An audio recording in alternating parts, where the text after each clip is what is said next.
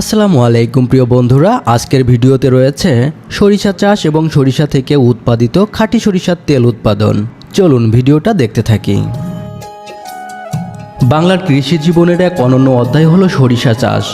সাধারণত অগ্রহায়ণ মাসের শুরুতে কৃষকেরা জমি তৈরি করে রোপণ করে সরিষার বীজ। শীতের কুয়াশা মাখা হাওয়ার ভেতর অল্প অল্প করে গজাতে থাকে সবুজ চারা। কিছুদিনের মধ্যে মাঠ জুড়ে নেমে আসে হলুদ ফুলের সমারোহ। মাঘ ফাল্গুনের শীতে সকালের সূর্যের আলো সেই ফুলের উপর পড়ে, তখন মনে হয় সোনার সমুদ্র ঢেউ খেলছে। পাখি, মৌমাছি আর প্রকৃতির বুকে ছড়িয়ে দেয় নতুন প্রাণ। সময় যেতে যেতে সেই ফুল ঝরে পড়ে আর দানা ভরে ওঠে গাছে। চৈত্রের দিকে গাছগুলো শুকাতে শুরু করে, কলি শক্ত হয় আর সরিষা পাকতে থাকে। তখন কৃষকেরা ফসল কাটার প্রস্তুতি নেয়। সরিষা চাষ মানে শুধু তেলের জন্য ফসল নয়, এটা গ্রাম বাংলার রঙিন উৎসবও বটে। ফুলের সময় হলুদ মাঠ যেন মন ভরে দেয়। পেকে ওঠা দানার দোলা কৃষকের ঘরে আনে নতুন আশার আলো। সেই দানা থেকেই উৎপাদিত হয় খাঁটি সরিষার তেল। ব্যস্ত কোলাহল ও যান্ত্রিক নগরীতে চলে যাচ্ছি আজকে খাঁটি সরিষার তেল নিতে। এখানে ঘান ভাঙায়ের মাধ্যমে উৎপাদিত হয় খাঁটি সরিষার তেল। চলুন বন্ধুরা দেখতে থাকি কিভাবে তেল উৎপাদিত হচ্ছে।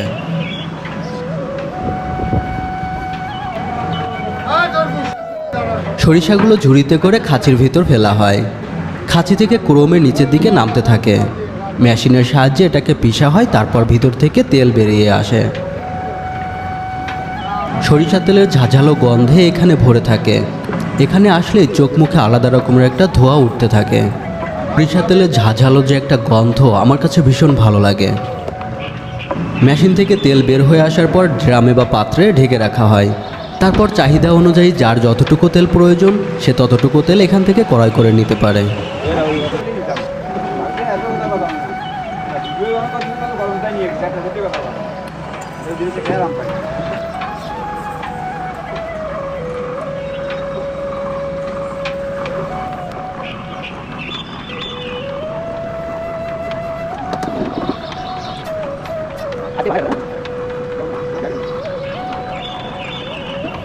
সরিষার তেল শুধুমাত্র যান্ত্রিক মাধ্যমেই ভাঙানো হয় না, আধুনিক পদ্ধতির বাইরেও আদি যুগের মতো তেল এখনও উৎপাদিত হয়। দেশের বিভিন্ন জায়গাতে এখনও গরু অথবা ঘোড়া দিয়ে ঘান ভাঙানো হয়। চলুন দেখতে থাকি।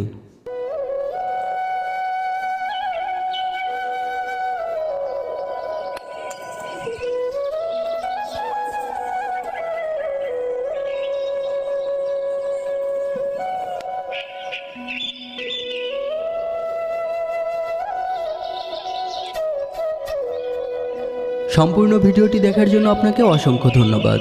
পরবর্তী ভিডিওতে থাকছে নতুন কোনো জায়গার নতুন কোনো দৃশ্য নিয়ে। সাবস্ক্রাইব করে সঙ্গেই থাকুন।